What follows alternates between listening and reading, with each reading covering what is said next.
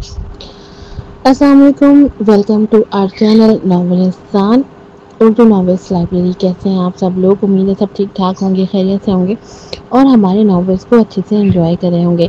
आज आपके लिए लेकर आई हूँ नॉवल रोज़ान ज़िंदा की सेकंड लास्ट एपिसोड।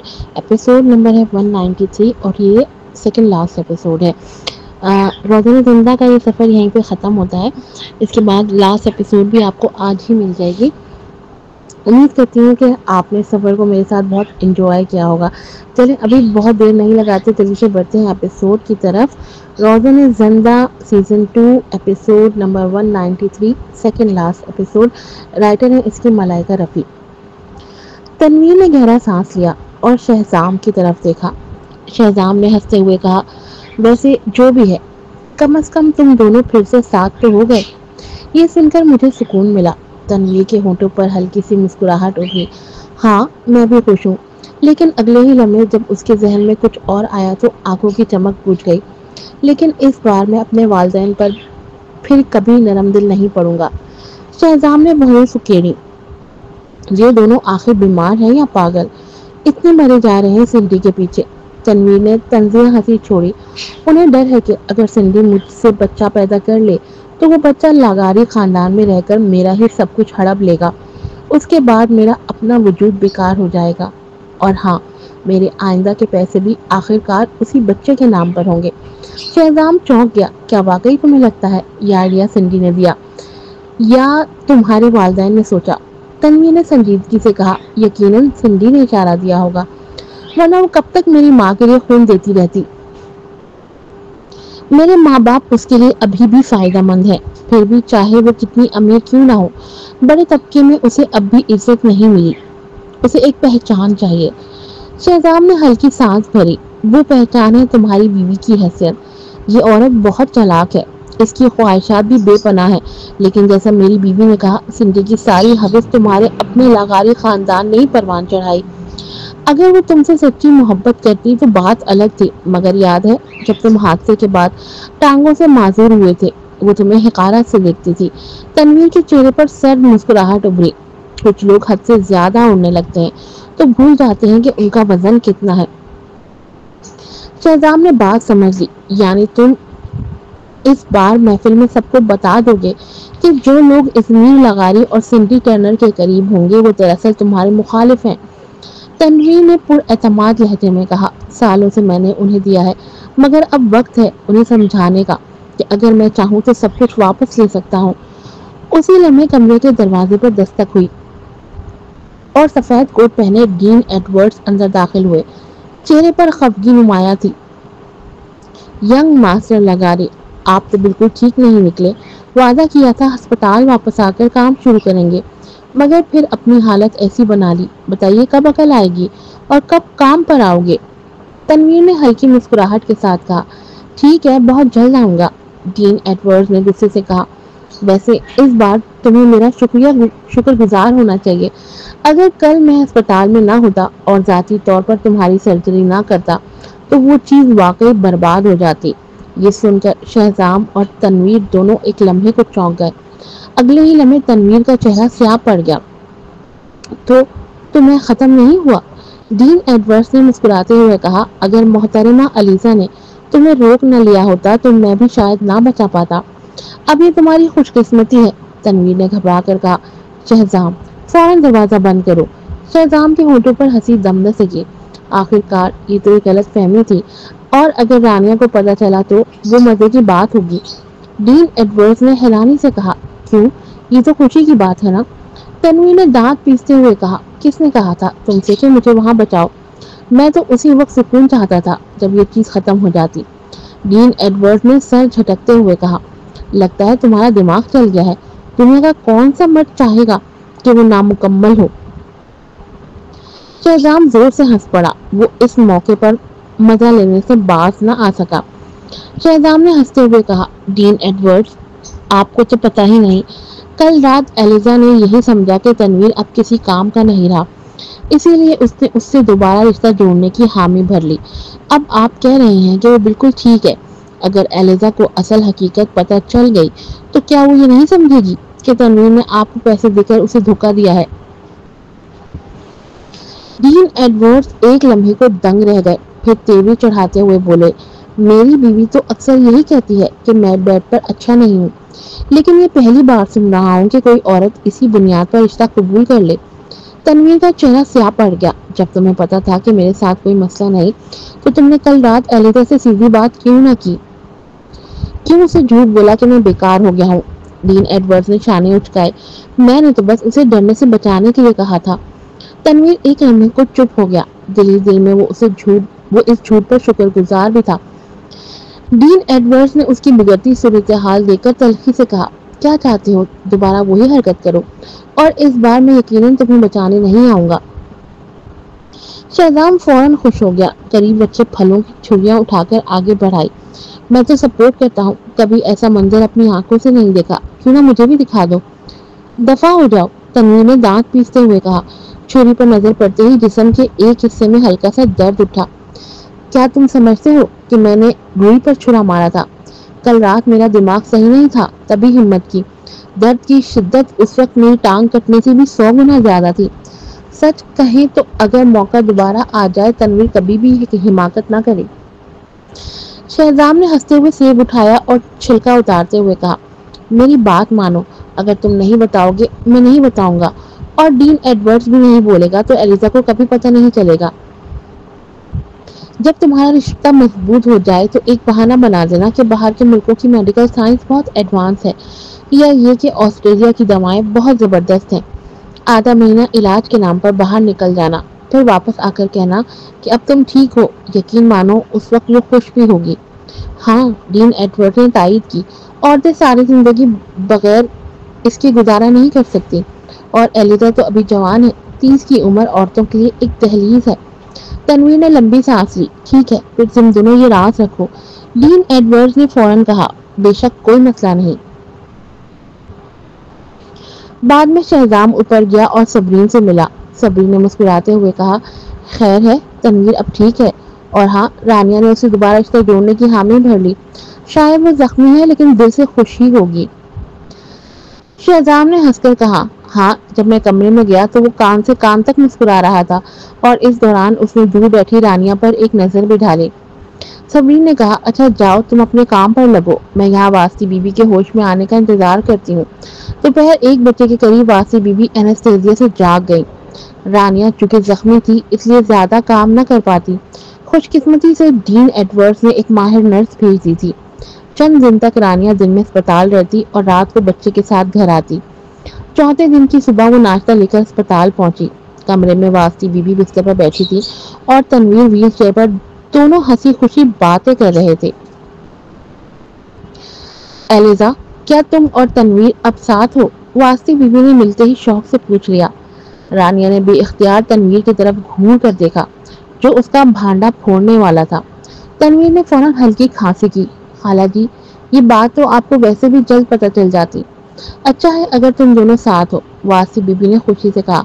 एलिजा, तुम्हें तनवीर की टांगों से नफरत नहीं करनी चाहिए। वो ये सब तुम्हारे लिए ही तो सह गया है। रानिया ने बेबसी से कहा। ठीक है अम्मी, अब आप नाश्ता कर लीजिए। रानिया ने बड़ी मुश्किल से वास्ती बीबी को संभाला और फिर तनवीर को व्हीलचेयर में धकेलते हुए बाहर निकाला।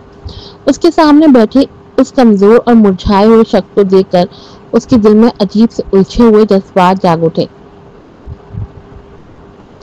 अगरचा उसने पहले ही हामी भर ली थी कि वो तनवीर के साथ दोबारा रिश्ता जोड़ लेगी, लेकिन अभी तक वो पूरी तरह ये तय नहीं कर पाई थी कि तनवीर के साथ कैसे पेश आना है। इन दिनों वो वास्ती बीबी की सर्जरी का बहाना बनाकर तनवीर को ज्यादा तवज्जो नहीं दे रही थी, मगर तनवीर खुद चलकर दरवाजे तक आ गया। रानिया, मैं बस ये देखने आया था कि खाला जी की तबीयत कैसी है। तनवीर ने होठों को हल्का सा भींचते हुए कहा, फिर 2 सेकंड रुका और आहिस्तगी से बोला, और मुझे तुम्हारी याद भी आ रही थी। तुम, वो कहना चाहता था, क्या तुम्हें मेरी याद आती है, मगर खुद ही खामोश हो गया। रानिया, उसे लगा जैसे वो एक गूंगी मशीन बन गई है। ऐसे अल्फाज सुनकर उसे समझ ही नहीं आ रहा था कि क्या जवाब दे। रानिया, तुम अपना वादा तोड़ने तो नहीं लगोगी ना? तन्वी ने घबराहट के आलम में उसका जख्मी हाथ अपने हाथों में ले लिया। देखो, मेरा दिल अभी बहुत नाजुक है, मैं बर्दाश्त नहीं कर सकूंगा। रानिया ने उसके चेहरे को गौर से देखा और कहा, मैंने अपना फैसला बदला नहीं, बस तुम्हारा ये नया रूप मुझे अजीब लग रहा है। جب وہ پہلے ساتھ تھے تو تنویر ہمیشہ سرد مہر اور روبدار دکھائی دیتا تھا، اور اب وہ ایک دم سڑک چھاپ عاشق جیسا رویہ اختیار کیے بیٹھا تھا۔ اسے سمجھ ہی نہیں آ رہا تھا کہ کیسے نمٹے۔ میرا کون سا روپ؟ تنویر چونکا۔ کیا تم چاہتی ہو کہ میں تمہیں پہلے کی طرح ذلیل کروں، ڈانٹوں، یا پھر تمہیں اسی طرح ٹریٹ کروں جیسے تم 18 برس کی بچی تھی؟ نہیں، میں کوئی بچی نہیں ہوں، رانیہ نے بے بسی سے کہا۔ بس میں نے ابھی یہ طے نہیں کیا کہ تمہارے ساتھ کس انداز میں رہوں، اس لیے مجھے تمہارا یہ انداز نیا لگ رہا ہے۔ کوئی بات نہیں، تم آہستہ آہستہ عادی ہو جاؤ گی، بس اتنا یاد رکھنا کہ اب تم مجھے چھوڑ کر نہیں جاؤ گی، تنویر نے مسکراتے ہوئے کہا، اور پھر اس کے ہاتھوں کی طرف دیکھتے ہوئے پوچھا، ابھی بھی درد ہے؟ ٹانکے کب نکلیں گے؟ رانیہ، ڈاکٹر نے کہا ہے کہ آج ہی نکل جائیں گے، چلو میں تمہارے ساتھ چلتا ہوں۔ رانیہ نے اس کی ویل چیئر کی طرف دیکھا اور ہلکی سی جھنجھلاہٹ کے ساتھ کہا، تم اس حال میں میرے ساتھ کیسے جاؤ گے؟ بہتر ہے تم کمرے میں آرام کرو، میں خود ہی چلی جاؤں گی، پھر تمہیں دھکیل کر لے جانا اور پھر واپس لانا، یہ سب مزید تھکا دینے والا ہے۔ ہسپتال سے ڈسچارج ہونے کے بعد ہم دونوں کے بارے میں بات کریں گے، ٹھیک ہے؟ تنویر نے مایوسی سے سر ہلایا، ٹھیک ہے، مگر دل ہی دل میں یہ سوچ کر خوش ہو گیا کہ ڈسچارج ہونے کے بعد وہ پھر سے اس کا ہاتھ پکڑ سکے گا اور اسے چوم سکے گا۔ رانیہ نے اس کی آنکھوں میں امید اور تنہائی کی ملی جلی چمک دیکھی اور کچھ سمجھ نہ سکی کہ وہ اصل میں چاہتا کیا ہے۔ آخرکار واسطی بی بی بھی اسپتال سے ڈسچارج ہو گئی اور تنویر کو بھی گھر لے آیا گیا۔ رانیہ کو لگا کہ وہ بہت تھک گئی ہے، اس نے ایک رات سکون سے سو کر گزارنی چاہی، مگر اسے فون کال نے جگا دیا۔ کال کرنے والی کوئی اور نہیں بلکہ سنڈی تھی۔ رانیہ، کیا تم اور ہیبگو نے FYG ویڈیوز کے شیئرز بیچ دیے ہیں؟ سنڈی کی آواز غیر معمولی سرد اور بھاری تھی۔ رانیہ لمحہ بھر کے لیے چونک گئی۔ وہ پچھلے دنوں اتنی مصروف رہی تھی کہ یہ بات بھول ہی گئی۔ اس نے بس اپنے اسسٹنٹ کو کہا تھا کہ 2 دن میں اس کی خبر دے دے۔ ہاں، تم نے مجھے پہلے کیوں نہیں بتایا؟ سنڈی غصے سے بولی۔ دراصل چند دن پہلے کیسی ٹیکنالوجی اور FYG ویڈیوز کے تعاون کی خبر پھیلنے کے بعد کمپنی کے شیئرز بہت اوپر گئے تھے۔ سنڈی نے سوچا کہ اب وہ دوبارہ مینجمنٹ اپنے ہاتھ میں لے کر مزید سرمایہ لگائے گی، لیکن عین اسی وقت رانیہ اور ہیبگو نے بنا بتائے اپنے حصے بیچ دیے۔ اس خبر کے باہر آنے کے بعد لوگوں میں غلط فہمیاں پیدا ہو گئی۔ باہر کی دنیا نے سمجھا کہ FYG ویڈیوز کا مستقبل اچھا نہیں ہے۔ اسی وجہ سے آج شیئرز کی قیمت پوری طرح گر گئی۔ سنڈی کے لیے سب سے زیادہ مایوسی کی بات یہ تھی کہ جن سرمایہ کاروں نے پہلے FYG ویڈیوز میں سرمایہ کاری کی حامی بھری تھی، وہ اب پیچھے ہٹ گئے تھے۔ اب تو کوئی فون بھی نہیں اٹھا رہا تھا۔ سنڈی نے اس سب کا الزام رانیہ پر ڈال دیا۔ تم بہت مکار ہو، تم نے ہیبگو کے ساتھ مل کر ایسی چال چلی کہ سب شیئر ہولڈرز کو دھوکہ دیا، سنڈی نے غصے سے کہا۔ رانیہ نے تکیہ لے کرسی پر ٹیک لگائی اور لاپرواہی سے مسکراتے ہوئے بولی، سنڈی، بزنس میدان جنگ کی طرح ہوتا ہے، یہاں اخلاقیات نہیں دیکھی جاتی، صرف مفاد دیکھا جاتا ہے۔ سچ یہ ہے کہ میں تمہارے ساتھ کام کرنا چاہتی ہی نہیں تھی۔ تمہاری آنکھوں میں FYG ویڈیوز کے لیے بہت بڑی خواہش اور لالچ ہے۔ تم طاقت چاہتی ہو، تم اسے وسعت دینا چاہتی ہو، یہ تمہارا معاملہ ہے، لیکن صاف کہوں، مجھے اس کا مستقبل بالکل روشن نہیں لگتا۔ سنڈی نے ٹھنڈے لہجے میں کہا، ابھی تو FYG ویڈیوز تیزی سے ترقی کر رہا ہے، صارفین کی تعداد بہت زیادہ ہے، اس کا مستقبل بہت شاندار ہے۔ کیا تم نے شروع میں اسی امید پر سرمایہ کاری نہیں کی تھی؟ اب اگر پیچھے ہٹ گئی تو پچھتاؤ گی۔ رانیہ نے ہلکی سی مسکراہٹ کے ساتھ کہا، کاروبار اتنا آسان نہیں ہوتا جتنا تم سوچتی ہو، اور میں نے جو فیصلہ کیا ہے اس پر پچھتاوا نہیں۔ اگر تم سمجھتی ہو کہ تم اکیلے اسے آگے لے جاؤ گی تو شوق سے کر لو، بس مجھے لگتا ہے تمہارا راستہ اتنا آسان نہیں ہوگا۔ سنڈی نے تیز لہجے میں پوچھا، کیا مطلب ہے؟ رانیہ نے طنزیہ مسکراہٹ کے ساتھ کہا، پچھلے 1 سال میں جب تک تنویر قریب نہیں تھا، تم ازمیر لغاری اور اس کی بیوی کے سائے میں پھلتی پھولتی رہی۔ سنڈی، تمہیں لگتا ہے کہ اگر کسی کا 1 پاؤں ٹوٹ گیا ہے تو وہ آسان شکار ہے؟ یہ تمہاری بھول ہے۔ سنڈی کا دل دھک سے رہ گیا۔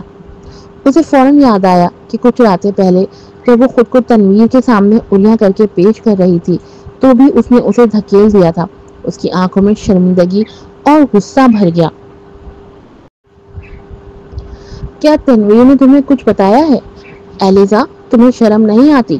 تم تو بار بار کہتی تھی کہ تنویر نے تمہیں تکلیف دی، تمہیں ذلیل کیا، یاد ہے نا؟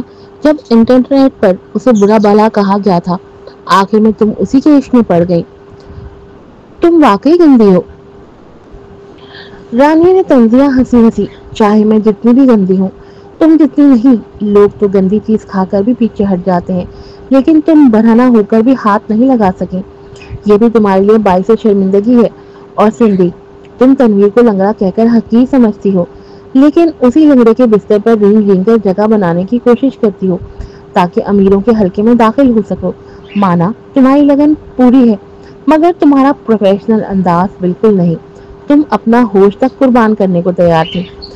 سنڈی نے تڑپ کر کہا، ایلیزا بس کرو، تم سمجھتی ہو کہ تنویر واقعی تمہیں چاہتا ہے؟ یہ تمہاری بھول ہے، وہ صرف اس لیے ہے کہ ابھی تم نہیں ہو۔ میں اس کے بارے میں تم سے بہتر جانتی ہوں۔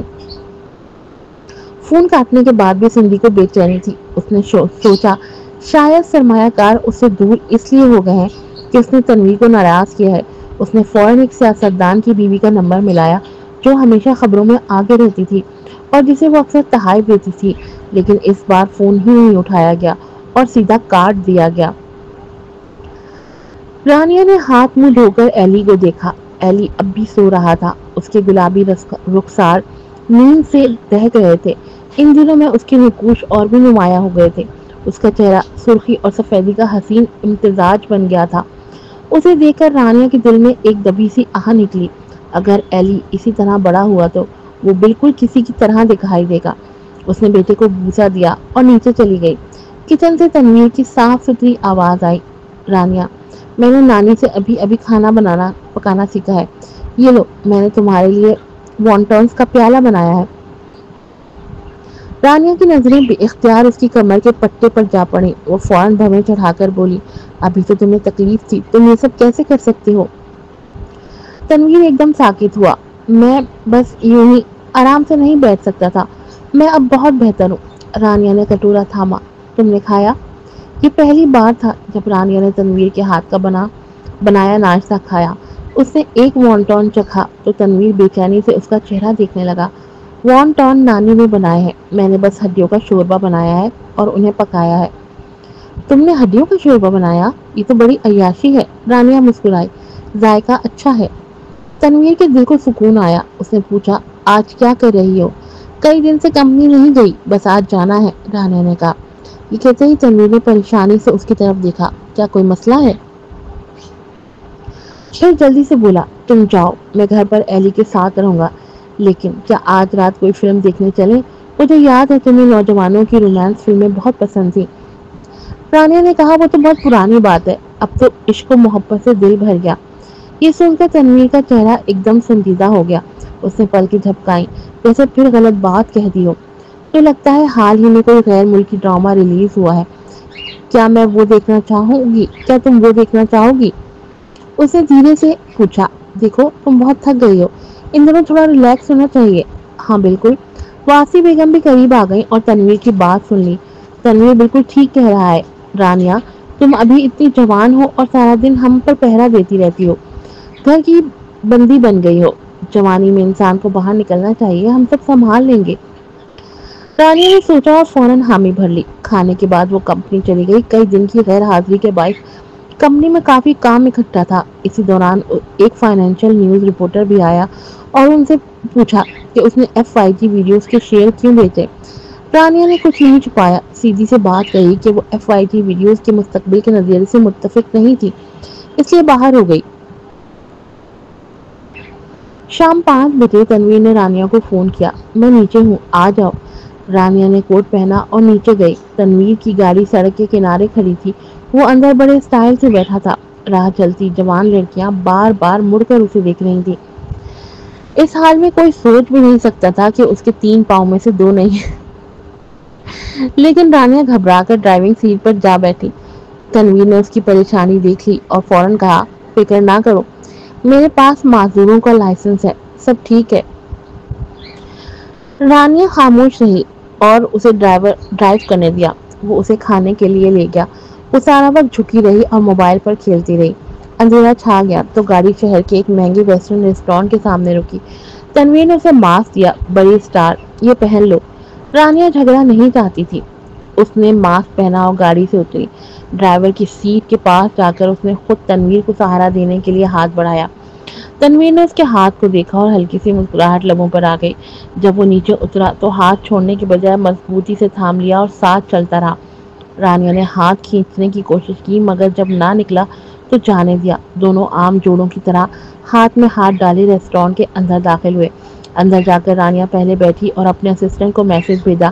تنویر بھی آ کر اسی کے برابر بیٹھ گیا. رانیہ نے چونک کر اسے دیکھا. میز تو لمبائی میں تھی مگر وہ سامنے بیٹھنے کے بجائے ساتھ ہی بیٹھ گیا. تنویر نے ویٹر سے مینیو لے کر جھک کر نرم آواز میں پوچھا, رانیہ کیا کھانا چاہو گی؟ کوئی ڈیزرٹ منگاؤں؟ رانیہ نے کہا, جو مرضی. تنویر اس کے اتنا قریب آ بیٹھا کہ رانیہ نے گھبرا کر نظریں پھیر لی. تنویر کی نگاہیں 2 لمحے کے لیے اس کے چہرے پر ٹکی پھر مینیو پر جھک گیا.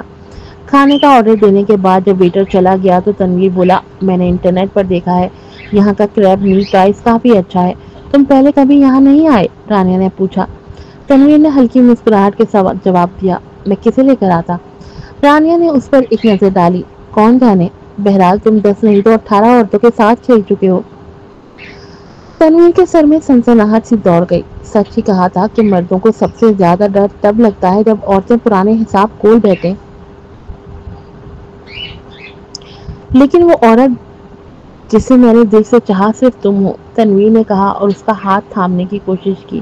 رانیہ تنویر کی پرانی حرکتیں سوچ کر الجھ گئی. اس نے جھٹکے سے ہاتھ چھڑا لیا. کیا تم مردوں کے لیے محبت اور جسم الگ الگ ہے؟ رانیہ, تم نے ہی کہا تھا کہ پرانی باتیں چھیڑنا بہتر نہیں. تنویر نے افسردگی سے کہا, وہ سب کچھ ختم ہو چکا ہے اور میں نے اس کی قیمت بھی ادا کی ہے. اسے ختم ہی ہونا چاہیے تھا. رانیہ نے ڈانٹا, اتنی گندگی ختم ہی ہو تو بہتر ہے. ہاں تم ٹھیک کہتی ہو. تم چاہو تو مجھے برا بھلا کہہ سکتی ہو, بس ناراض نہ ہونا. تنویر نے سر جھکا کر جواب دیا. وہ اچھی طرح جانتا تھا کہ اگر رانیہ کو اس کی پرانی باتوں سے ذرا بھی فرق نہ پڑتا تو اس کا مطلب یہ ہوتا کہ وہ اس سے بالکل ہی بے پرواہ ہے. میں ناراض نہیں ہوں. غصہ کرنے جیسی کوئی بات نہیں. رانیہ نے خوشبودار چائے کا گھونٹ بھر کر خود کو سنبھالا. ہاں میں بھی ناراض نہیں, تنویر نے کہا. کچھ ہی دیر میں تنویر کے ماتھے پر پسینے کے قطرے جھلکنے لگے. واقعی جیسا شہزام نے کہا تھا, عورتوں کا پرانے حساب دہرانا کسی عذاب سے کم نہیں. جلدی کھانے کی پلیٹیں آ گئیں. یہ جگہ شہر کے بیچوں بیچ تھی. کھانے اتنے اعلیٰ تو نہیں تھے جتنے ان پرائیویٹ ریسٹورینٹس میں ہوتے تھے جہاں تنویر اسے لے جایا کرتا تھا, لیکن تنویر نے اپنی پوری کوشش کی کہ رانیہ کو خوش رکھے. وہ اس کے لیے اسٹیک کاٹتا, کوئی گراس کے ٹکڑے رکھتا. یہ سب دیکھ کر رانیہ کے ذہن میں ان دنوں کی یاد تازہ ہو گئی جب دونوں پہلی بار عشق میں گرفتار ہوئے تھے. تب تنویر اس سے چند سال بڑا تھا اور وہ پہلی بار محبت کا ذائقہ چکھ رہی تھی. ملاقاتوں میں وہ نروس رہتی اور اکثر تنویر کے پاس بزنس کے کال آتے. ہر کال کے بعد وہی اس کا ساتھ دیتی اور اس کے لیے سب کچھ سنبھالتی. لیکن اب جب اس نے ماضی کو سوچا تو سب کچھ دھندلا دھندلا سا لگنے لگا. کھانے کے بعد تنویر بل ادا کرنے گیا. رانیہ دروازے پر کھڑی موبائل دیکھ رہی تھی کہ اچانک ایک کار اس کے سامنے آ رکی. ارے یہ تو علیزہ نہیں؟ کار میں بیٹھا شخص وجیح اور خوش لباس تھا. وہ کوئی اور نہیں بلکہ مونٹے تھا جسے رانیہ نے 1 سال سے زیادہ عرصے سے نہیں دیکھا تھا. وہ ایک کنورٹیبل کار میں آیا تھا اور اس کے ساتھ اگلی سیٹ پر بیٹھی لڑکی 20-22 سالہ حسین طالبہ لگ رہی تھی. تم ماسک پہنے ہوئے تھی, میں نے سوچا غلط پہچان لیا. مونٹے نے سن گلاسز اتار کر ایک شاندار مسکراہٹ دی. ایلیزا, بہت دنوں بعد ملاقات ہوئی. رانیہ کچھ لمحے کو ٹھٹک گئی. وہ بچے کی پیدائش اور پھر کام میں اتنی مصروف ہو گئی تھی کہ مونٹے کو تقریباً بھلا ہی دیا تھا.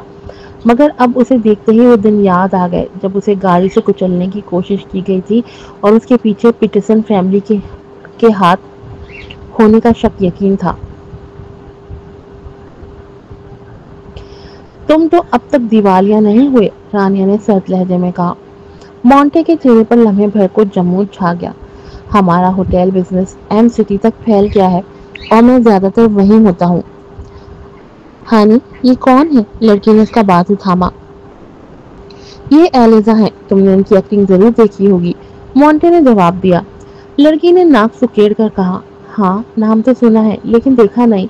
जब ये एक्टिंग करती थी तो मैं अभी स्कूल में थी और हमारे घर में टीवी देखने की इजाजत नहीं थी।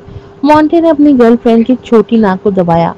ओके, मुझे पता है तुम अभी छोटी हो। रानिया ने उन्हें ठंडी नजरों से देखा। वो इतनी भी नासमझ नहीं थी कि इस तंज को समझ न सके। इशारा साफ था कि नई गर्लफ्रेंड कम उम्र है और वो बड़ी हो चुकी है, हालांकि वो सिर्फ 26 साल की थी। मॉन्टे, मैंने नहीं सोचा था कि इतने बरसों बाद भी तुम्हारा ज़ौक नहीं बदला। तानिया ने मुस्कुराकर कहा, जब मैं तुम्हारे साथ थी तब भी कॉलेज की स्टूडेंट थी और अब नए साल पर भी मुलाकात हुई है तो तुम्हारी गर्लफ्रेंड भी कॉलेज की स्टूडेंट है। तुम वाकई बड़े मुस्तकिल मिजाज निकले। लड़की का चेहरा फौरन बदल गया। उसने नखरे से मॉन्टे का हाथ पकड़ा। बताओ ना, क्या तुम कभी बदल जाओगे? कैसे मुमकिन है, तुम इतनी प्यारी हो। मॉन्टे ने उसकी नाक दबाई। जब मैंने उससे नाता तोड़ा था तो सिर्फ इसलिए कि ये एंटरटेनमेंट इंडस्ट्री में जाना चाहती थी और रिसोर्सेज के लिए मेरी पीठ पीछे बहुत कुछ किया, इसीलिए ताल्लुक खत्म हुआ। फिक्र मत करो, मुझे इंडस्ट्री में कोई दिलचस्पी नहीं, मुझे सिर्फ तुम में दिलचस्पी है, लड़की ने चमक कर कहा। रानिया ने तंजिया हंसी हंसी। मॉन्टे, तुम्हें जरा भी शर्म नहीं आती? पहले भी यही करतूत पहले भी वो यही करतूत करता था और अब भी इल्जाम उस पर डाल रहा था। मैं सच बोल रहा हूँ, मॉन्टे ने कहा। अब वो वाकई एलिजा, सबरीन, फिरिया और बाकियों को नाराज करने से भी नहीं डरता था। इन बरसों में पीटरसन फैमिली ने अपना बिजनेस कई मुल्कों में फैला लिया था। अब उसे दारुल हुकूमत के होटल बिजनेस की इतनी परवाह भी नहीं रही थी। मैं भी जानना चाहता हूँ कि तुम कौन सा सच बोल रहे हो। अचानक तनवीर रेस्टोरेंट से निकलकर आया। आहिस्ता आहिस्ता चलता हुआ रानिया के पास आया और नरमी से उसके कंधों पर बाजू रखा। ये मंजर देखकर मॉन्टे की आंखें चंद लम्हे के लिए हैरत से फैल गईं। फिर वो जोर से हंसा। उसकी मुस्कुराहट में जबरदस्त तमस्खुर था। ओह एलिजा, मैंने नहीं सोचा था कि तुम दोबारा तनवीर के साथ हो जाओगी। क्या आप भूल गई हो कि तुमने उसे ऑनलाइन कैसे कोसा था? औरतें बड़ी ही मुनाफिक होती हैं। बताओ, रेप होने का एहसास कैसा लगता है? रानिया का चेहरा सर्द पड़ गया। तनवीर ने उसकी पीठ पर दिलासा देते हुए हाथ रखा और मैं मॉन्टे से पुरसुकून लहजे में कहा, रानिया आगे बढ़ो। मॉन्टे ने मजीद तमस्कुर किया। मैंने तुम्हें लंगड़ाते देखा, सोचा कोई मसनूई टांग लगा ली है ताकि लोग पहचान ना सके कि तुम लंगड़े हो।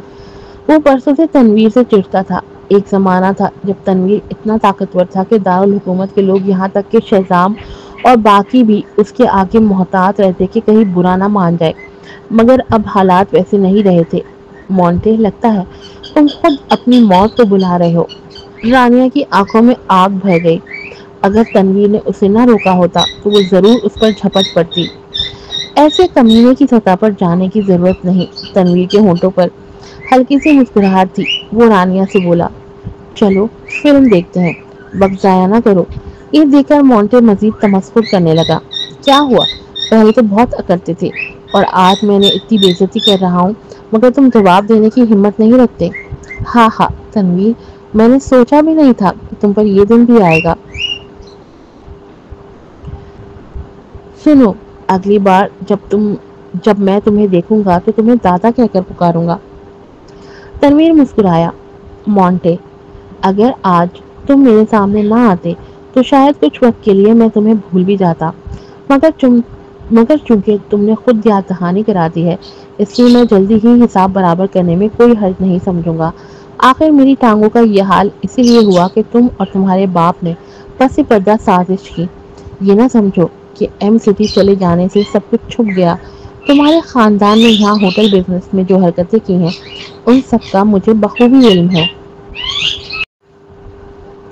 मॉन्टे के चेहरे का रंग बदल गया, मगर उसने जल्दी से उसे छुपा लिया। मुझे नहीं मालूम तुम किसकी बात कर रहे हो। हमारा खानदान तो संजीदा कारोबार करता है। हमने सोचा कि तुम भी वैसे ही हो। तनवीर ने कहा, तुमने दारुल हुकूमत में जो कंपनी खोली थी वो सब जुए के कारोबार में मुलविस है। मॉन्टे ने भवें उठाई और ठंडी मुस्कान दी। अगर तुम में हिम्मत है तो मुकदमा कर दो और ये ध्यान रखो कि अपने लागारी खानदान के खिलाफ मुकदमा दायर करोगे। ये कहकर मॉन्टे ने ज्यादा देर न ठहरकर गाड़ी की रफ्तार बढ़ा दी और वहां से चला गया। तनवीर ने आंखें तंग करके गाड़ी के साए को देखा जब वो दूर जा रही थी। تمہارے باپ کا بھی اس معاملے میں ہاتھ ہے۔ رانیہ حیران ہو گئی۔ مونٹے نے ایسی بات کرنے کی ہمت کی، یہ یقینی طور پر بے بنیاد نہیں ہوگی۔ یہ معاملہ مجھے واقعی معلوم نہیں۔ تنویر نے رانیہ کی طرف دیکھا۔ کیا تم اور صبرین یہ نہیں جانتی کہ مونٹے اور جیمیسن کارٹر اکٹھے کام کرتے ہیں؟ کیا یہ اس کے لیے گڑھا کھودنے جیسا نہیں ہے؟ تمہیں یہ کیسے پتا؟ رانیہ نے اس کی طرف نظر ڈالی۔ شہزام نے بتایا تھا۔ ہاں، تنویر نے سر ہلایا۔ جب مجھے معلوم ہوا کہ تم رانیہ ہو تو سمجھ گیا کہ تم شاید ایلیزا کا بدلہ لینا چاہو گی۔ میں نے ایلیزا کا بدلہ لینا تھا، مگر وقت پہلے میچ نہیں ہوا۔ جب جال تیار ہو گیا تو پیٹرسن خاندان کے کھڑا ہونے کی جگہ نہ رہے گی۔ پھر میں نے بچہ جنم لیا اور میری یادداشت بھی کمزور ہو گئی۔ رانیہ نے دکھ کے ساتھ کہا۔ اس بار مونٹے نے برسوں میں کافی پیسہ کمایا ہوگا اور حیران کو نہیں ہوگا اگر اس نے کچھ لوگ ساتھ ملا لیے ہوں۔ میرے باپ اور مونٹے کے باپ کا اچھا تعلق ہے، اور جو مونٹے نے کہا وہ شاید سچ ہو۔ تنویر بولا۔ وہ واقعی اپنے باپ کے بارے میں اتنا الجھا ہوا نہیں توقع کرتا تھا۔ دوسرے الفاظ میں وہ افرا ہوا تھا۔ برسوں میں لغاری خاندان کی تیز ترقی پر انحصار کرتے ہوئے وہ اب قانون کی حد کو چیلنج کر سکتا تھا۔ تنویر نے فوراً کائڈن کو فون کیا اور کہا کہ وہ پتہ کرے کہ کیا اس کے باپ نے پیٹرسن خاندان کے ساتھ تعاون کیا ہے۔ اگر لغاری خاندان واقعی شریک ہے تو کیا ہوگا؟ رانی نے پوچھا۔ یہ سوال مجھے نہیں، تم سے پوچھا جائے۔ تم نے یہ گڑھا کھودا ہے۔ تنویر نے اسے گھورا۔ رانیہ نے ماتھا چڑھایا۔ میں نے ایلیزا کے جسم کو استعمال کر کے اس کا بدلہ لیا۔ یہ میں اس کے لیے کر سکتی تھی۔ مونٹے کو سزا ملنی چاہیے۔ میں تمہارا ساتھ دوں گا۔ تنویر نے اس کا ہاتھ چھوا اور سر ہلایا۔ ایلیزا نے بھی جو کچھ پایا ہے، اگر وہ نہ ہوتی تو تم واپس میرے پاس نہ آتی۔ اس لیے جو بھی کرو گی میں تمہاری مدد کروں گا۔ رانیہ چونک اٹھی۔ مگر تمہارا باپ؟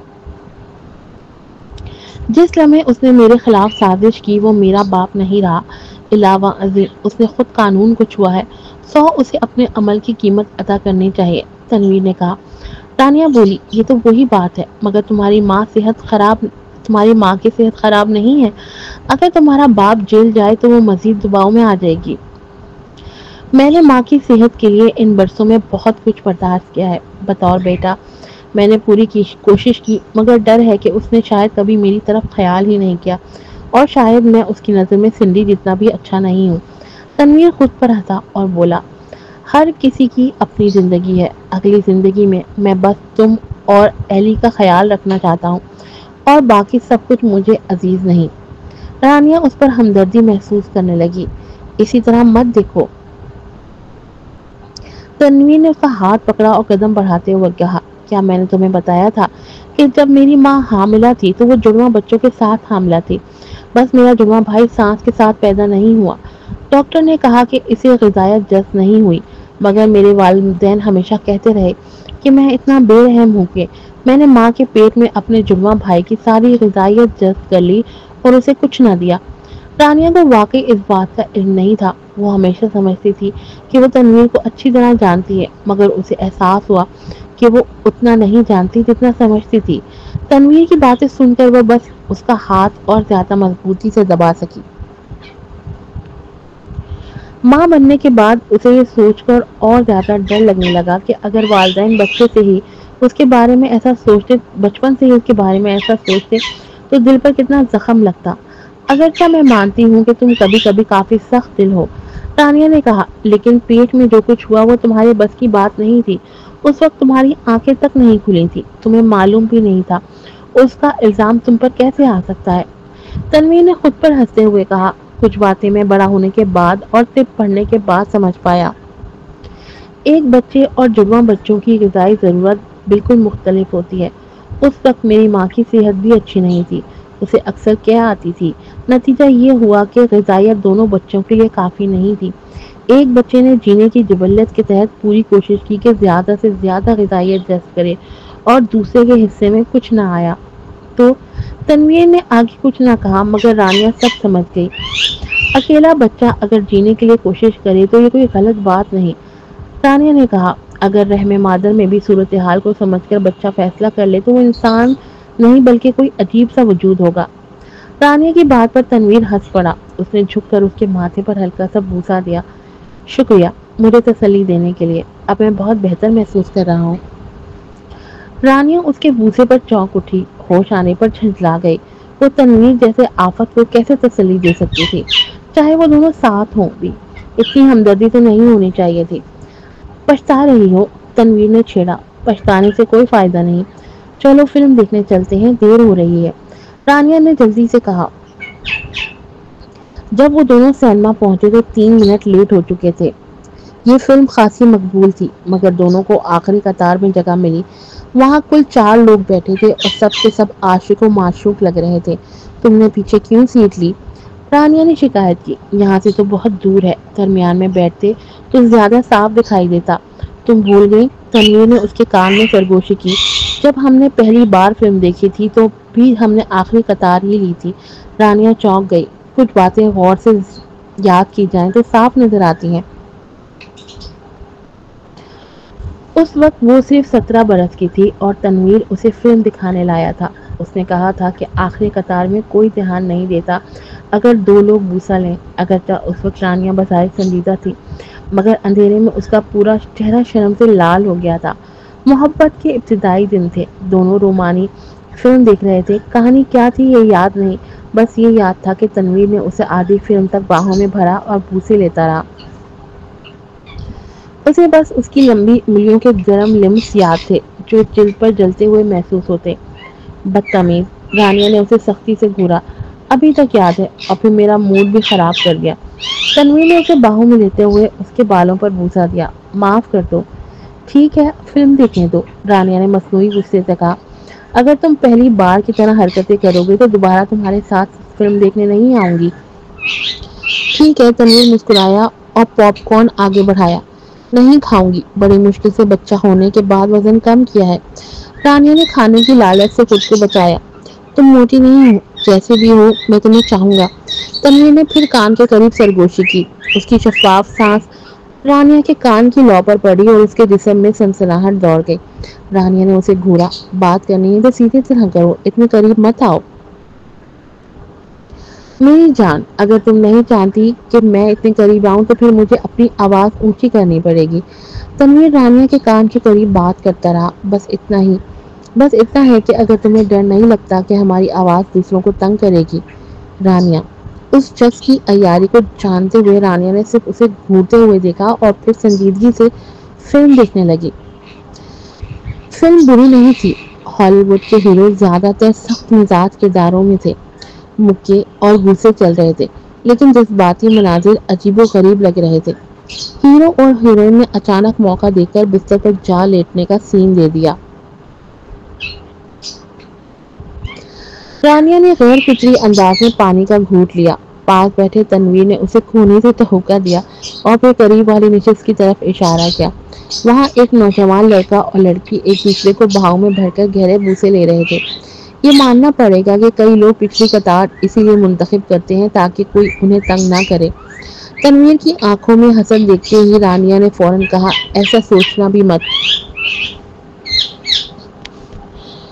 تنویر بس ایک بوسہ.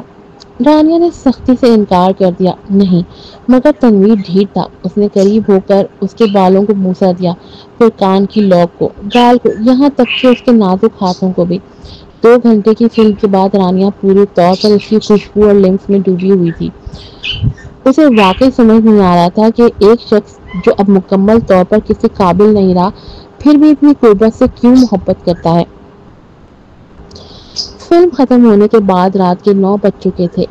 بھیڑ کے پیچھے چلتے ہوئے تنویر نے پوچھا. چلو ایلی کے لیے 2 جوڑے کپڑے اور جوتے خرید لیں. رانیہ جو بیٹے کو دیکھنے کے لیے بے چین تھی رک گئی. یہ سن کر وہ تنویر کے ساتھ قریبی موجود مادر و طفل کی دکان میں داخل ہو گئی.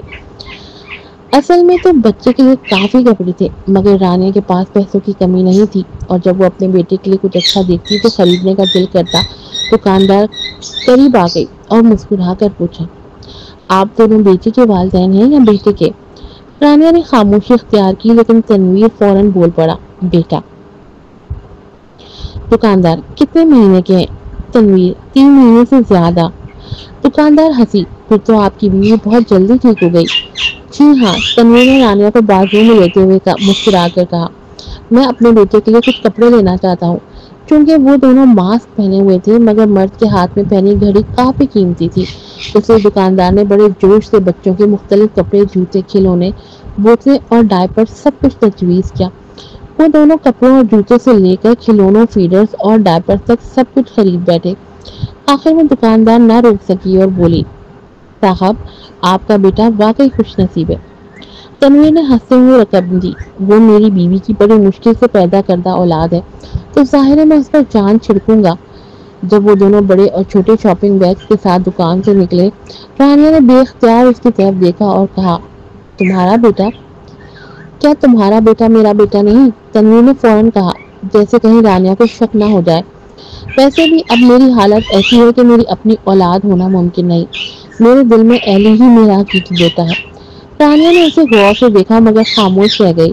تنویر واقعی سمجھتا تھا کہ وہ بالکل نہ سمجھ ہے، اسے کچھ علم نہیں، لیکن ابھی وقت نہیں آیا تھا کہ وہ ایلی کی اصلیت ظاہر کرے۔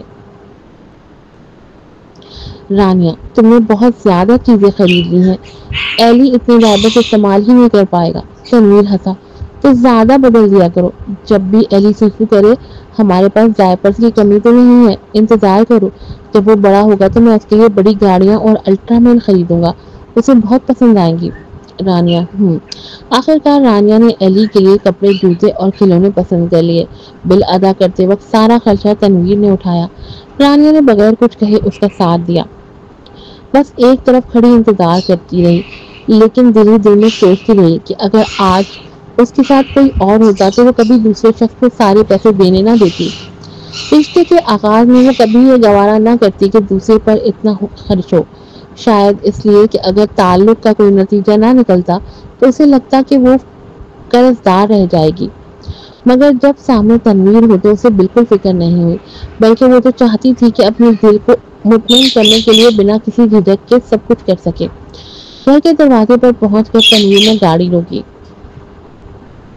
رانیہ نے کہا، تمہیں اترنے کی ضرورت نہیں، رات ہو گئی ہے، میں خود ہی سامان اندر لے جاؤں گی۔ یہ کہہ کر وہ دروازہ کھولنے ہی والی تھی کہ اچانک تنویر نے اس کا بازو پکڑ لیا۔ رانیہ، کیا؟ رانیہ نے سر گھما کر دیکھا ہی تھا کہ تنویر نے جھپٹ کر اس کے ہونٹوں پر بوسہ دے دیا۔ رفتار اتنی تیز تھی کہ وہ سنبھل بھی نہ سکی اور بوسہ سیدھا اس کے لبوں پر جم گیا۔ رانیہ، تم؟ وہ اسے ڈانٹنے ہی والی تھی کہ تنویر نے مزید قریب ہو کر شدت سے لب کھینچ لیے۔ یہ اس کا پہلا بوسہ اور پہلی قربت تھی جب سے اسے یقین ہوا تھا کہ ایلیزا ہی اس کی رانیہ ہے۔ تنویر کو لگا کہ اس کا بکھرا ہوا دل آخرکار جوڑ دیا گیا ہے۔ وہ بھرائی ہوئی آواز میں بولا، رانیہ۔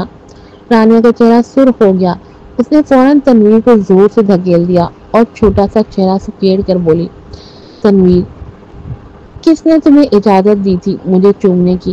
میں نے کب ہاں کی؟ تم بڑے ہی عیاش بھوکے پیاسے کی طرح کیوں لپکے تھے؟ تنویر نے اس کا شرم سے سرخ چہرہ دیکھ کر لبوں پر مسکراہٹ پھیلائی، میں تو کچھ کر بھی نہیں سکتا، پھر بھوکا بھوت کیسے ہوا؟ رشتے میں ایک بوسہ لینا بالکل فطری بات ہے۔ تنویر نے اس کی پیشانی پر بوسہ دیتے ہوئے نرم لہجے میں کہا، رانیہ، میں تم سے محبت کرتا ہوں، اس زندگی میں صرف ایک بار محبت کی ہے اور آئندہ بھی بس تم سے ہی کرتا رہوں گا۔ رانیہ کو جواب نہیں سوجا۔ آخرکار وہ غصے میں گاڑی سے نکل گئی اور بھاگتے ہوئے گھر کے اندر چلے گئی۔ گھر پہنچنے پر یاد آیا کہ وہ اپنا سامان تو لانا بھول گئی ہے، سوچا کل ہی واپس لے آئے گی۔ جب وہ غسل کرنے گئی اور آئینے میں اپنا سرخ چہرہ دیکھا تو خود ہی چونک گئی، کیا یہ واقعی وہی پرانی رانیہ ہے؟ ادھر تنویر گھر پہنچا، اس کے ہونٹوں پر اب بھی ہلکی سی مسکراہٹ تیر رہی تھی۔ کائیڈر نے دیکھ کر ہنستے ہوئے کہا، ینگ ماسٹر لگاری، لگتا ہے آج مس ایلیزا کے ساتھ آپ کی ملاقات بہت اچھی گزری۔ بری نہیں تھی، تنویر نے ہونٹوں پر ہلکی سی لکیر کھینچی، ویسے وہ بات جو میں نے تمہیں تحقیق کرنے کو کہا تھا۔ کائیڈر فوراً سنجیدہ ہو گیا، جی وہی نکلا جس کا خدشہ تھا۔ پچھلے سال جب آپ روانڈا گئے ٹانگ کا علاج کروانے، تب پیٹرسن فیملی نے آپ کے والد کو بھی دلدل میں کھینچ لیا تھا۔ تنویر نے گہری سانس لی، میرے والد سوچ سے بھی زیادہ گرے نکلے۔ سمجھ نہیں آتا کہ لاغاری خاندان نے ایسا رسوا کرنے والا آدمی کیسے پیدا کر لیا۔ جو پورے خاندان کی عزت خاک میں ملا دے۔ کائرن نے کہا، شروع میں اس نیل لغاری صرف قسمت آزما رہے تھے، لیکن پھر رواں سال کے پہلے حصے میں پیٹرسن فیملی نے اتنا زیادہ نفع دیا جو پچھلے لغاری کارپوریشن کے منافع سے بھی بڑھ گیا۔ اس لیے تنویر نے سر ہلایا۔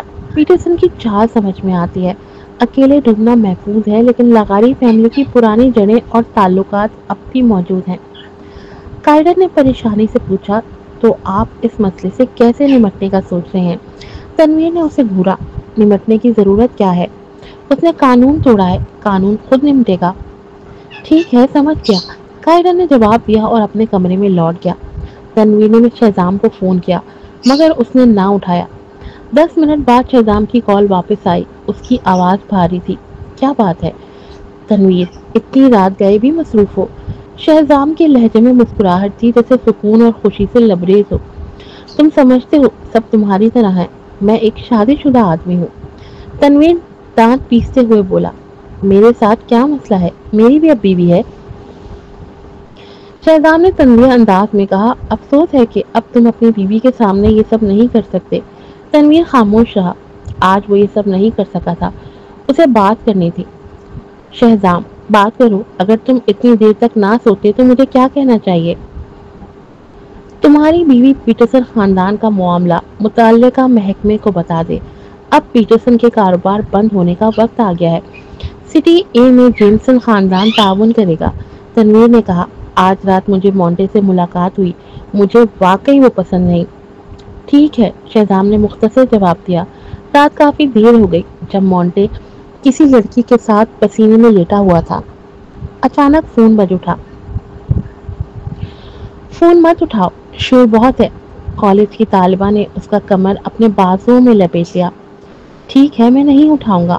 مونٹے اس کے بہکاوے میں آ گیا اور جلدی لاپرواہی سے مست ہو گیا۔ دونوں نصف شب تک الجھتے رہے۔ آخر کار مونٹے سو گیا کیونکہ وہ برداشت نہ کر سکا اور اسے یاد بھی نہ رہا کہ فون کتنی بار بجے۔ اگلی صبح مونٹے کو فون کی آواز نے جگا دیا۔ جیسے ہی مونٹے غصے میں اٹھا اور فون اٹھایا، اس نے بھڑکتے ہوئے کہا، کون ہے؟ صبح سویرے اتنا شور کیوں ہے؟ مونٹے، میں تمہاری ماں ہوں۔ اندر سے ایک روتی ہوئی آواز آئی، میں نے کل رات تمہیں کتنا فون کیا تھا، تم نے اتنے کالز کیوں نہیں اٹھائے؟ ماں، کیا ہوا؟ مونٹے رونے کی آواز سن کر پریشان ہوا۔ کیا گھر میں کچھ ہوا ہے؟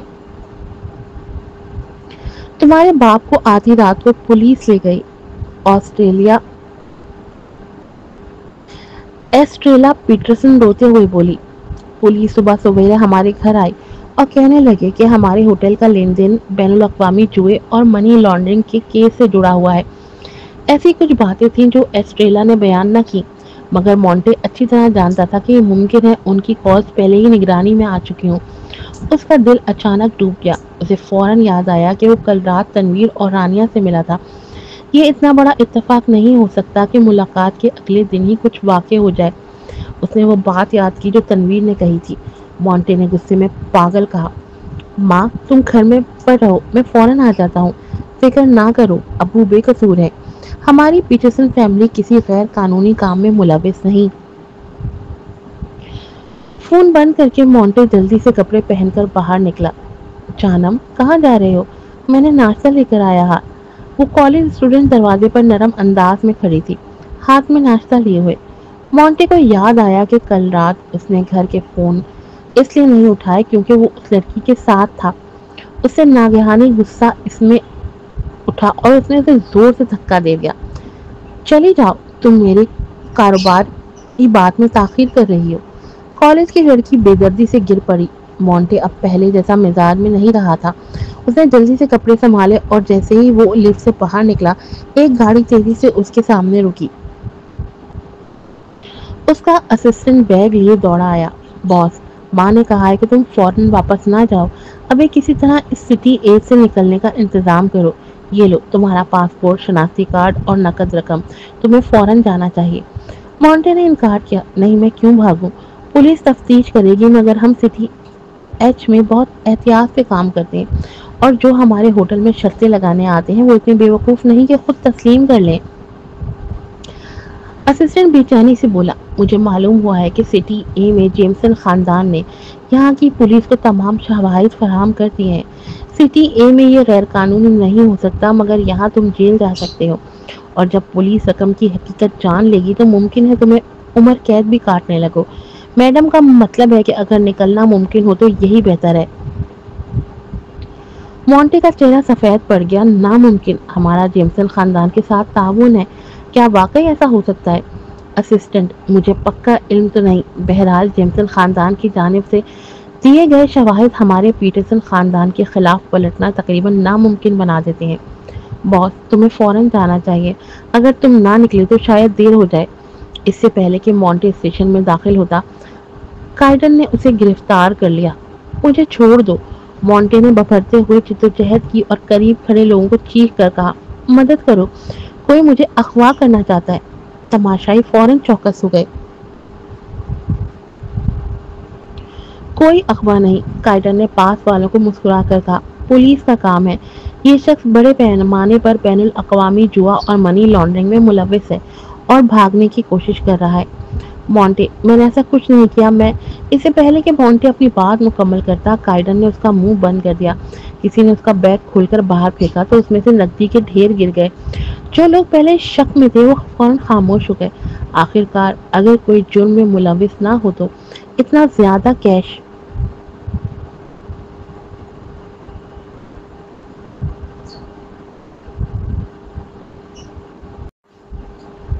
इतना ज्यादा कैश लेकर ट्रेन पर क्यों जाता जब तक कि वो भागने की कोशिश ना कर रहा हो। चलो, काइडन ने मोंटे को स्टेशन से घसीटते हुए बाहर निकाला और गाड़ी में फेंक दिया। आगे वाली सीट पर रानिया बैठी थी और तनवीर ड्राइविंग कर रहा था। तो तुमने मुझे यहाँ बुलाया था ताकि इसे देखूं। रानिया ने मोंटे को देखा तो हैरान जरूर हुई, मगर ज्यादा नहीं। देखो, कल जो नौजवान आका पीटरसन तुम्हारे सामने अकड़ रहा था, आज कितना बेबस है। तनवीर ने मोंटे को देखते हुए तंजिया अंदाज में कहा, कल तक ये मुझे बूढ़ा कह रहा था और अपनी उम्र नहीं देखता। 30 से ऊपर का हो गया है और रोज औरतों के झुंड में पड़ा रहता है। बड़ा ही घटिया है। मैंने कहा था तुझे एड्स हो गया है और फिर भी बात नहीं आ रहा। मोंटे शर्म से पसीने पसीने हो गया, लेकिन वो पीटरसन खानदान की हालत अच्छी तरह जानता था। अब सब खत्म हो गया था। उसने जल्दी से रहम की भीख मांगी। एलिजा, पहले मैंने ही तुम्हारे साथ बुरा किया था। मैं माफी मांगता हूँ। मेरी गलती थी, मेरा कसूर है। मैं मरने के लायक हूँ। बस मुझे छोड़ दो, प्लीज मुझे जाने दो। देखो, तुम्हें अब सच्चा प्यार मिल गया है ना। बैठ जा अपनी जगह। काइडन ने उसे धकेल कर नीचे बिठाया और तनवीर के इशारे पर 2 मुक्के भी मार दिए। चंद और मारो, मुझे उसकी चीखें सुनना अच्छी लगती हैं, रानिया ने कहा। इससे पहले कि मोंटे कुछ समझ पाता, काइडन के मजीद घुसे बरस पड़े। शुरू में तो वो माफी मांगता रहा, लेकिन बाद में बर्दाश्त न कर सका और गाली देने लगा। एलिजा, मसला तुम्हारे दिमाग में है। शुरू में तुम ही मुझसे प्यार करती थी। ये तुम्हारा अपना फैसला था कि खुदकुशी करना है। मैंने तुम्हें मजबूर नहीं किया। ये सब थप्पड़। काइडन ने जोर से उसके मुंह पर तमाचा मारा और उसका हसीन चेहरा अचानक सुअर की तरह सूज गया। रानिया ने कहा, मोंटे, तुम कचरा हो। क्या तुम जानती थी कि एक सादा लड़की थी जो तुमसे सच्चा प्यार करती थी? अगर तुम्हें खेलना ही था तो तुम्हें उसे ढूंढना नहीं चाहिए था। हर औरत तुम्हारे पैसों की लालची नहीं होती। वो सिर्फ तुम्हारी चाहत चाहती थी। वो तुम्हें सब कुछ समझती थी। वो ना समझ जरूर थी, लेकिन सबसे ज्यादा नफरत के काबिल तुम हो। वो तुम्हारे लिए मर गई और तुमने उसे अदाकारी कहा। मोंटे जानता था कि वो अलीजा की बात कर रही है, लेकिन ये नहीं जानता था कि असली अलीजा तो उस खुदकुशी के साथ ही हमेशा के लिए खत्म हो चुकी थी। तुम वाकई मरने के लायक हो। रानिया ने हल्की सी आह भरी। अब से अपनी बाकी जिंदगी जेल में गुजारो। जैसे ही मोंटे ने सुना कि वो जेल जा रहा है, वो फिर डर गया और लपक कर बोला, एलिजा, मुझे माफ कर दो, मुझे छोड़ दो। मेरे पास बहुत पैसा है, मैं सब तुम्हें दे दूंगा। एलिजा तुम्हें क्यों छोड़े? वही तो है जो तुम्हें मारना चाहती थी, तनवीर ने हंसते हुए कहा। तुम्हें वाकई लगता है कि जब तुम्हारे पीटरसन खानदान का दिवालिया निकला तो सिटी ए के जेमसन खानदान ने तुम्हारे साथ ताउन क्यों किया? वो तो तुम्हारे होटलों पर नजर रखे हुए थे, और अब देख लो, जेमसन खानदान ने दुनिया भर में होटल खोल दिए हैं। मालूम नहीं कैसे उनका कारोबार तुमसे बड़ा हो गया। मॉन्टे चौंक गया और उसके दिमाग में एक ख्याल आया। जब मैरी कार्टर जेमसन से मुलाकात हुई थी, तब इत्तेफाक से मैंने तुम्हें सबीन यज़दानी फ्रिकाज भी और दूसरों को देखा था। मोंटे के दिमाग में जोर का धमाका हुआ। उसने कभी सोचा भी नहीं था कि बात यहाँ तक पहुंचेगी। वो हमेशा यही समझता रहा कि अपनी सलाहियत के बलबूते पर ही जिनसन फैमिली तक पहुंचा है। एक साल से ज्यादा अरसे तक वो इतराता रहा, ये समझ कर के तनवीर लंगड़ा है और वो उससे कहीं बेहतर। लेकिन आखिरकार पता चला कि शुरू से आखिर तक वो किसी और के जाल में फंसा रहा। मोंटे की आंखें सुर्ख हो गईं। उसने रानिया को घूर कर कहा, एलिजा, तुमने मेरे साथ ऐसा क्यों किया? क्या सिर्फ इसलिए कि मैंने तुम्हारे जज्बात की कदर नहीं की? लेकिन जब तक हम साथ थे मैंने तुम्हें अच्छा वक्त दिया, तुम्हें खुश रखा। अगर तुम्हारे घर के हालात खराब ना होते तो मैं तुमसे शादी करता। क्या दुनिया में बड़ा होना और अलग होना मामूली बात नहीं है? कम से कम जब मैं तुम्हारे साथ था तो धोखा नहीं दिया। तुमने तो ये भी फैला दिया कि मुझे एड्स है। ये सजा तो मुझे मिल ही गई, फिर भी तुम इतनी जालिम क्यों हो? तुम तो शैतान हो। उसने रानिया को यूं देखा जैसे वो कोई अफरीत हो। फिर तनवीर से बोला, तनवीर, तुम्हें ऐसी औरत के साथ डर नहीं लगता? अगर तुम इससे अलग ना हुए तो ये तुम्हारी भी बर्बादी कर देगी। तनवीर ने हंसते हुए कहा, तुम्हारा शुक्रिया। तुम्हारे पीटरसन खानदान ने हमारे लगारी खानदान को भी पानी में घसीट लिया। अब मेरा बाप भी शायद तुम्हारे बाप के साथ जेल में मिलेगा। अगली जिंदगी में दोनों इकट्ठे रहेंगे। मोंटे हक्का बक्का रह गया, फिर कांपते हुए बोला, तनवीर, तुम दोनों वाकई एक जैसे हो, जालिम दिल वाले। ऐसी औरत के लिए अपने वालिदैन तक को आंख में झोंक दिया। तनवीर ने ठंडी मुस्कुराहट से कहा, चलो मोंटे, ये मत सोचो कि मुझे कुछ खबर नहीं। मेरी टांग भी तुम्हारे पीटरसन खानदान की वजह से ही गई है। जिस दिन लुसियानो ने गाड़ी से एलिजा को टक्कर मारी थी उस दिन पीछे तुम्हारा ही हाथ था। तुमने इल्जाम एलिजा पर डालने की कोशिश की और चाहा कि लुसियानो के हाथों एलिजा का खात्मा हो जाए। तुम अच्छी तरह जानते थे कि वो नशा करता है और मामूली बात पर भी भड़क उठता है। मोंटे का बदन सुन्न हो गया, फिर झंझला कर बोला, तो क्या हुआ? एलिजा ने हमारे होटल की बदनामी की कोशिश की थी। हमने बदला लेने के लिए ये किया था। रानिया ने सख्त लहजे में कहा, लुसियानो को गोली मार दी गई और तुम खुशकिस्मत हो कि एक साल और मजे की जिंदगी गुजार ली। अब बाकी वक्त जेल में सिलाई मशीन पर गुजारना।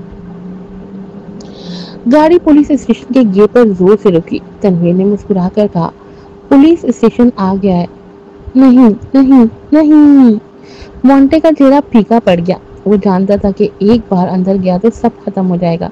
रानिया ने उसकी तरफ से रुख फेर कर कहा, तुमने एक बार ठीक कही थी। हाँ, मैं जालिम और बेरहम हूँ। जब तक तुम्हें बर्बाद न कर दूं सुकून नहीं मिलेगा। कार का दरवाजा खुला और काइडन ने मोंटे को घसीटकर नीचे उतारा।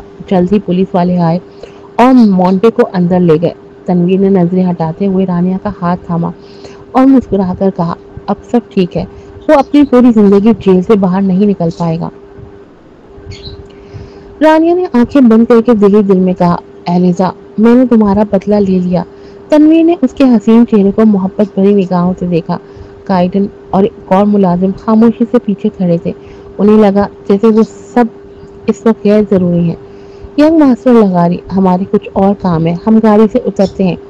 काइडन ने मौका देखकर कहा। तनवीर ने फौरन ब्रेक दबा दी। काइडन दम बखुद रह गया। ये तो बिल्कुल भी तमीज नहीं है।